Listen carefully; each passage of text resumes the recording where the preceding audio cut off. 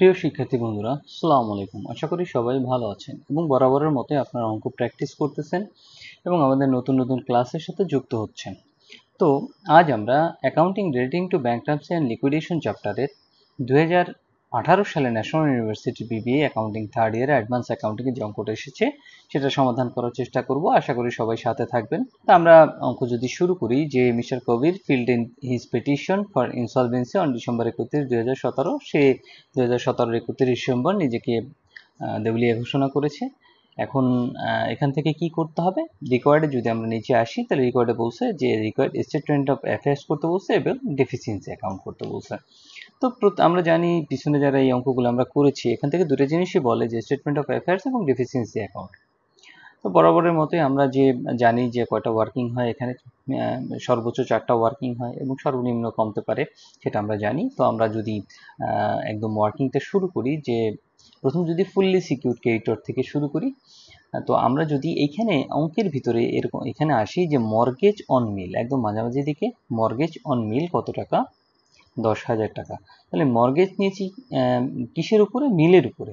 তাহলে আমরা যদি মিলের টাকাটা দেখি যে মিল কত টাকার আছে, তাহলে মিল এখানে নিচের দিকে আছে। মিল এস্টিমেটেড টু রিয়ালাইজ টাকা 11,000, যেটা বুক ভ্যালু হচ্ছে 20,000, কিন্তু বুক ভ্যালু আমরা দেখি না, আমরা হচ্ছে অরিজিনাল মূল্যটাকে দেখি 11,000 টাকা। তো 11,000 টাকার বিপরীতে লোন নেওয়া হয়েছে কত, 10,000 টাকা। তো 11,000 টাকা দিয়ে অবশ্যই 10,000 টাকাকে পরিশোধ করা সম্ভব। তো যদি পরিশোধ করা সম্ভব হয় তাহলে এটা কি হবে, আমরা জানি যে পরিশোধ করা সম্ভব হলে সেটা ফুললি সিকিউরড হয়। যদি আমার সম্পদ বিক্রি করে পুরো টাকা পরিশোধ করা যায় তাহলে সেটা কি হয়, ফুললি সিকিউরড ক্রেডিটর্স। তো আমরা এখানে লিখলাম যে মর্গেজ অন মিল, আমরা দেখালাম কত টাকা, লোনের পরিমাণ হচ্ছে 10,000 এবং সিকিউরিটির মূল্য হচ্ছে 11,000 টাকা। এরপর যদি আমরা আবার আসি যে creditors secured by lien on stock, কত টাকার লোন নিয়েছি, স্টকের বিপরীতে 15,000 টাকার লোন নিয়েছি। তাহলে আমরা এখন স্টকে চলে যাই, দেখি আমাদের স্টক কত আছে। তার নিচের দিকে যদি আসি, স্টক এস্টিমেটেড টু রিয়ালাইজ 40,000 এবং বুক ভ্যালু হচ্ছে 20,000।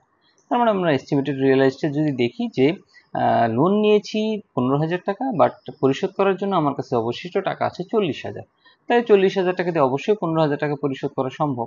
তাহলে আমরা লিখবো যে ফুললি সিকিউরড ক্রেডিটর্সে ক্রেডিটর সিকিউরড অন স্টক কত টাকা, 15,000 টাকা লোন নিয়েছি এবং ভ্যালু অফ সিকিউরিটি কত, ভ্যালু অফ সিকিউরিটি হচ্ছে 40,000 টাকা। তো আমরা যোগ দিলাম, লোনের পরিমাণ যোগ দিলাম 25,000 টাকা এবং এটা যোগ দেওয়ার পর আসছে কত, 51,000। তো আমরা জানি যে অঙ্কের নিয়ম অনুযায়ী আমাদের রিসিভার ফিস বাদ দিতে হয়।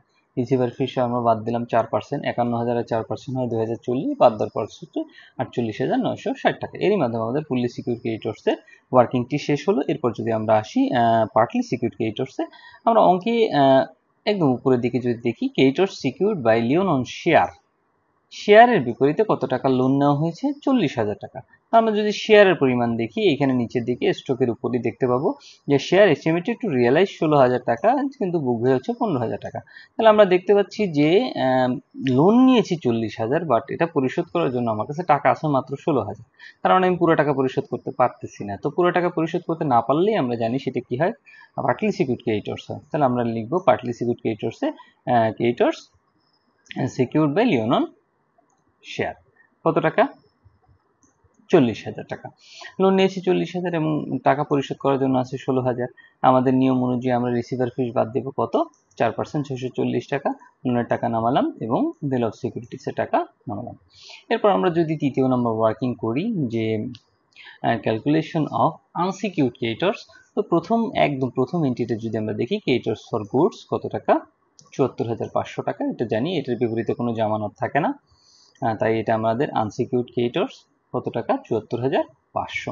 তার পরবর্তীতে আছে বিলস পেয়েবল কত টাকা, 5,000 টাকা। তো আমরা বিলস পেয়েবল দেখালাম কত, 5,000 টাকা। এরপর আমাদের খুঁজতে হবে লাইবিলিটি অন বিল ডিসকাউন্ট। এই যে লাইবিলিটি অন বিল ডিসকাউন্ট আমরা পেয়েছি 7,000 টাকা বুক ভ্যালু এবং এক্সট্রা র্যাঙ্ক হচ্ছে 3,000। তাহলে আমরা নেব 7,000, আর হচ্ছে কত, 7,000 টাকা নিলাম গ্রসে এবং 3,000 টাকা নিলাম নেটে। এরপর যদি আমরা আসি, এখানে দেওয়া আছে মর্গেজ অন মিলের নিচে ক্রেডিটর্স ফর রেন্ট রেটস কত টাকা, 3,500 টাকা, কিন্তু প্রিফারেন্সিয়াল হচ্ছে 3,000 টাকা। তাইলে আমাদের creditors for rent rates total টাকা হচ্ছে 3,500, কিন্তু এই 3,500 ভিতর আমাদের প্রিফারেন্সিয়ালে দেখাইতে হবে 3000 টাকা, তাহলে আর 500 টাকা আমাদের এখানে থেকে যাবে। তো সেই 500 টাকাই হচ্ছে আমাদের আনসিকিউরড ক্রেডিটর্সে দেখাইতে হবে। আশা করি আপনার বিষয়টা বুঝতে পারছেন যে টাকা ছিল মোট 3500, বাট 3000 হচ্ছে প্রিফারেন্সিয়াল। তাহলে প্রিফারেন্সিয়ালটা আমরা একদম সরাসরি প্রিফারেন্সিয়ালেই দেখাই দিব। এরই মাধ্যমে আমাদের ওয়ার্কিং শেষ হলো। আমরা যদি স্টেটমেন্ট অফ অ্যাফেয়ার্স শুরু করি, আমরা জানি যে স্টেটমেন্ট অফ অ্যাফেয়ার্স বিগত অঙ্কগুলো যদি করে থাকেন তাহলে কি করতে হয়, প্রথমে আমাকে নিতে হয় কি ফুললি সিকিউরড ক্রেডিটর্স। তাহলে ফুললি সিকিউরড ক্রেডিটর্সের আমাদের টাকা হয়েছিল কত 25,000, আমরা দেখালাম টাকা হচ্ছে কত 25,000, এবং এখান থেকে বাদ যাবে ভ্যালু অফ সিকিউরিটিস। তাহলে ফুললি সিকিউরড ক্রেডিটর্সের ভ্যালু অফ সিকিউরিটিস ছিল হচ্ছে 48,960 টাকা। তাহলে আমরা বাদ দিব লেস ভ্যালু অফ সিকিউরিটিস 48,960, এ থেকে এটা বাদ দিলে যেটা টাকা থাকবে সেটা প্লাসের, আসলে লোন পরিশোধ করার পরে এই টাকাটা আমাদের অবশিষ্ট থাকবে। তাহলে আমরা সারপ্লাস অ্যাজ পার কোনটা দেখালাম 23,960, এবং প্রথম যে টাকাটা বসাবো সেটাই আবার এই পাশে দেখাবো। এরপর আসি যদি আমরা পার্টলি সিকিউরড ক্রেডিটর্সে আমরা লিখবো যে পার্টলি সিকিউরড ক্রেডিটর্স কত টাকা।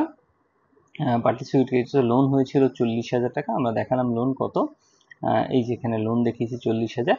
এরপর এটা থেকে বাদ দিব হচ্ছে ভ্যালু অফ সিকিউরিটিস 15,000 কত 360। তাহলে আমরা ভ্যালু অফ সিকিউরিটিস এখান থেকে বাদ দিলাম 15,360, যে টাকাটা থাকবে সেটা আমরা এই পাশে বসিয়ে দিব। এরপর আমরা নিব প্রিফারেন্সিয়াল ক্রেডিটর্স। তাহলে আমরা জানি যে প্রিফারেন্সিয়াল ক্রেডিটর্স 3000 টাকা হয়েছিল, এই যে এই পাশে। এরপর আমরা দেখাবো প্রিফারেন্সিয়াল ক্রেডিটর্স এখানে কত ছিল 3000 টাকা। তো আমরা দেখালাম যে প্রিফারেন্সিয়াল ক্রেডিটর্স এখানে কত 3000 টাকা, এটাকে দেখাবো ডিডাক্টেড অ্যাজ পার কন্ট্রা, পুরো 3000 টাকায় ডিডাক্ট দেখাই দিব। এরপর আসবো আমরা আনসিকিউরড ক্রেডিটর্সে। আনসিকিউরড ক্রেডিটর্স আমাদের গ্রস ছিল হচ্ছে 87,000 টাকা এবং নেট ছিল হচ্ছে 83,000 টাকা। তো আমরা সেটা বসাই দেবো যে গ্রসে কত 87,000 টাকা এবং নেটে কত 83,000 টাকা। এরপর আমাদের লাইবিলিটি সাইড হলো, এবার আমরা অ্যাসেট সাইডে আসবো। অ্যাসেট সাইডে প্রথম লিখবো আনসিকিউরড প্রপার্টি, যদি ক্যাশ থাকে ক্যাশ নিব। আমার অঙ্কে আমরা ক্যাশ পেয়েছিলাম, এখানে আমরা দেখেছি ক্যাশ কত টাকা, ক্যাশ ছিল মাত্র 100 টাকা। তাহলে আমরা ক্যাশ দেখালাম কত 100 টাকা। বুক ভ্যালু তো যা দেখাবো এস্টিমেটেড প্রডিউসও তাই দেখাবো। আমাদের অঙ্কে নতুন একটা জিনিস ছিল কনসাইনমেন্ট। কনসাইনমেন্ট একটা সম্পদ, কত টাকা 5,000 টাকা। তাহলে আমরা কনসাইনমেন্টটা দেখাই দিলাম কত 5,000 5,000। এরপর আসি আমাদের যদি সম্পদের দিকে, তাহলে মেশিনারি দেখবো, কারণ মেশিনারির বিপরীতে আসলে কোনো লোন নেওয়া হয়নি।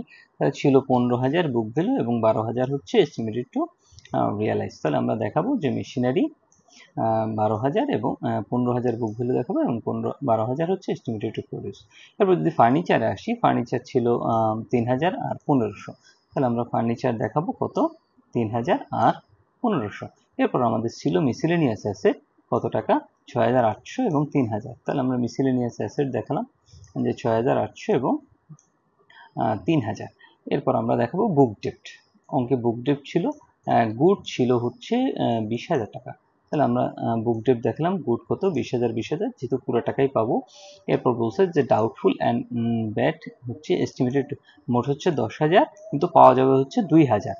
তাহলে আমরা সেইভাবে দেখাবো যে বুক ভ্যালু হবে কত 10,000 এবং পাওয়া যাবে হচ্ছে 2,000। এরপর আমাদের বিল অফ এক্সচেঞ্জ ছিল, বিল অফ এক্সচেঞ্জ ছিল হচ্ছে 1,400 টাকা। আমরা বিল অফ এক্সচেঞ্জ দেখালাম কত টাকা 1,400 টাকা এবং এটার এস্টিমেটেড টু প্রডিউসও সেম। তাহলে এখানে আমরা বুক ভ্যালুটাকে যোগ করে আসলে এখানে ক্লোজ করে দেবো, এটার কোনো কাজ নেই, আমরা ক্লোজ করে দিলাম। এটা যোগ করার পর হয় 45,000। এ থেকে আমাদের কি বাদ যায়, আমরা জানি রিসিভার ফিস বাদ যায়। রিসিভার ফিস কতটুকু বাদ যাবে 10%, যদি কোনো ক্যাশ থাকে অবশ্যই সেটা মাইনাস হবে। তাহলে 45,000 থেকে আমরা 100 মাইনাস করে 10% দেখালাম কত 4,490 টাকা। এরপর এখানে যে আমাদের ফুললি সিকিউরিটি যেটা সারপ্লাস হয়েছিল সেটা আমরা যোগ করব, যে সারপ্লাস অ্যাজ পার কন্ট্রা 23,960 এবং প্রিফারেন্সিয়াল ক্রেডিটর্সে যেটা ডিডাক্ট ছিল সেটাকে বাদ দিব, যে কত টাকা ছিল 3,000 টাকা। তো আমরা যে টাকাটা হলো যোগ করলাম। এরপর আমরা গ্রস লাইবিলিটি যেটা আছে সেটা যোগ করব, এরপর এক্সপেক্টেড র্যাঙ্ক যোগ করব এবং এই টাকাটা এইখানে ট্রান্সফার করে নিয়ে আসবো। এই টাকাটা এখানে ট্রান্সফার করে নিয়ে আসলাম। এরপর এখান থেকে এই 61,470 টাকা বাদ দিব। বাদ দেওয়ার পরে যেটা থাকবে সেটাই হচ্ছে আসলে আমাদের ঘাটতি। তো আমাদের এই অঙ্কের ঘাটতি আসছে 46,170 টাকা। তো এরই মাধ্যমে আমাদের স্টেটমেন্ট অফ অ্যাফেয়ার্সের কাজ শেষ। আমরা এরপর ডেফিসিয়েন্সিতে চলে যাব। তো ডেফিসিয়েন্সি আমরা বরাবরের মতো আপনাদের সাথে শেয়ার করেছি যে ডেবিট দিকে ডান সাইডে যাবে হচ্ছে, বাম সাইডে যাবে আমাদের যত উদ্ধৃত আছে আর ডান সাইডে যাবে আমাদের যত ঘাটতি সমূহ আছে। তো প্রথমে আমরা ক্যাপিটাল নেওয়ার চেষ্টা করি, কি নামে নেই, access of asset over liabilities. তো আমরা যদি অঙ্ক পড়ি যে অন 1 জানুয়ারি 6 ইয়ার্স অ্যাগো, 6 বছর আগে তার ক্যাপিটাল ছিল 50,000, তাহলে আমরা ক্যাপিটাল দেখালাম কত, 50,000। এরপর বলছে profit during the 6 year total, say profit করেছিল ওই 6 বছরে কত টাকা, 45,500 টাকা। তাহলে আমরা ট্রেডিং প্রফিট দেখাবো কত, 45,500। এরপর যদি অঙ্ক আরো ভালো করে পড়ি, এখানে বলছে যে allowing 2500 per year interest on capital, তাহলে প্রতি বছর সে আসলে ইন্টারেস্ট পায় ক্যাপিটালের উপরে 2500 টাকা। তাহলে আমাদের অঙ্ক শুরু হয়েছিল 6 বছর আগে, তাহলে আমরা এটাকে 6 দিয়ে গুণ দিয়ে দেখাবো যে 2500 গুণ 6 কত টাকা, 15,000 টাকা। এরপর আমরা ডেফিসিয়েন্সি অ্যাকাউন্টটা নিয়ে আসবো। ডেফিসিয়েন্সি আমরা জানি এই যে এখানে ডেফিসিয়েন্সি 46,170 ছিল, এটা হুবহু এখানে নিয়ে আসবো। এরপর আমরা যদি শেয়ারের দিকে একটু খেয়াল করি, আপনারা যদি একটু শেয়ারের দিকে যান, যে অঙ্কের শেয়ারটা কোথায়, এই যে শেয়ার ছিল বুক ভ্যালু 15,000, কিন্তু এস্টিমেটেড টু উদ্ধার করা যাবে 16,000, মানে 1,000 আরও উল্টা লাভ হচ্ছে। আমরা সব বরাবর দেখি হচ্ছে বুক ভ্যালু থেকে এস্টিমেটেড টু প্রডিউস কম থাকে, সেটা কম থাকলে হয় ঘাটতি এবং বেশি থাকলে হয় লাভ। তাহলে আমাদের সেটা এখানে দেখাবো যে profit on sell of share কত টাকা, 1,000 টাকা আমরা দেখালাম। তো এরই মাধ্যমে আমাদের বাম সাইড শেষ। এরপর আমাদের সকল ধরনের ঘাটতি আমরা যদি দেখাই, তো অঙ্ক আমরা এখানে পড়ছি, পড়ার পরে আমরা পাইছি যে লস ওয়ার ইনকার টোটাল 25,000। তাহলে প্রথমে আমরা লসটাকে দেখাবো, তাহলে লস কত টাকা, 25,000 টাকা। এরপর আমরা দেখাবো ব্যাড ডেট। ব্যাড ডেটটা কিভাবে দেখাবো, এখানে ব্যাড অ্যান্ড ডাউটফুলে যাবো যে 10,000 টাকা, এর মধ্যে উদ্ধার করা যাবে 2,000, তাহলে আমরা উদ্ধার করতে পারবো না 8,000, তাহলে সেটা মাইনাস করে দেখাবো যে 10,000 থেকে 2,000 বাদ দিলে 8,000 থাকে। এরপর এই ব্যক্তি ব্যবসা থেকে উত্তোলন করেছিল, তাহলে আমরা দেখি যে উইথড্র অ্যামাউন্ট টাকা 77,200, সে ব্যবসা থেকে কত টাকা, 77,200 টাকা উত্তোলন করে নিয়ে গেছে, তাহলে 77,200 টাকা আমরা দেখালাম। এরপর একটা শিরোনাম দিব, শিরোনামটার নাম হবে লস অন রিয়ালাইজেশন, মানে আমাদের যত ঘাটতি সম্পদ থেকে হয়েছে সেগুলো দেখানোর চেষ্টা করব। তো প্রথমেই আমরা যদি অঙ্কে আসি যে স্টক 60,000 বুক ভ্যালু এবং 40,000 এস্টিমেটেড টু প্রডিউস, তো আমরা যাবে কত, 20,000। এরপর আমাদের যে মিলস ছিল, মিলস এই যে মিলস ছিল 20,000, 11,000, তাহলে এখানে আসে 9,000, তাহলে মিলসে নিলাম আমরা 9,000। এরপর মেশিনারি ছিল 15,000, 12,000, তাহলে 3,000 মাইনাস করলে 15,000 থেকে 12,000 মাইনাস করলে 3,000 আসে। এরপর নিব আমরা ফার্নিচার 3,000, 1,500, তাহলে 3,000 থেকে 1,500 বাদ দিলে হয় 1,500। এরপর মিসেলেনিয়াস অ্যাসেট যদি 6,800, 3,000, তাহলে আমরা 6,800 থেকে 3,000 বাদ দিলে থাকে 3,800, সেটাও নিলাম। এরপর আমাদের আসে বিল ডিসকাউন্ট, এই যে লাইবিলিটি অন বিল ডিসকাউন্ট। তো আমরা জানি যে এখানে মাইনাস করা হয় না, এখানে এক্সপেক্টেড টু র্যাঙ্ক যেটা থাকে এইটাই আসলে আমাদের ঘাটতি, তাহলে সেটাই আমরা দেখালাম। এখানে ঘাটতিটা আমরা দেখতে পাচ্ছি 3,000 টাকা, তাহলে বিল ডিসকাউন্ট আমরা নিলাম কত, 3,000 টাকা। এই সকলগুলো যোগ করলাম, সকলগুলো যোগ করার পরে আমাদের টাকা হয় 40,300। এবং সর্বশেষ হিসাবে আমরা নিব রিসিভার ফিস।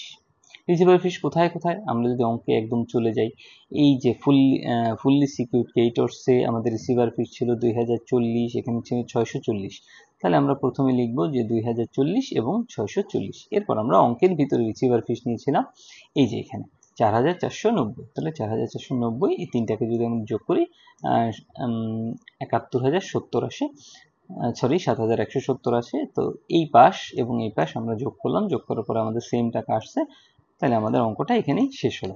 এরপরে যদি আপনাদের বুঝতে কোনো অসুবিধা হয় অবশ্যই কমেন্ট বক্সে কমেন্ট করবেন এবং অঙ্ক বাসায় প্র্যাকটিস করবেন। প্র্যাকটিস না করলে অঙ্ক আপনি কখনোই পরীক্ষায় আনসার করতে পারবেন না। তো ভালো থাকবেন সবাই, আসসালামু আলাইকুম।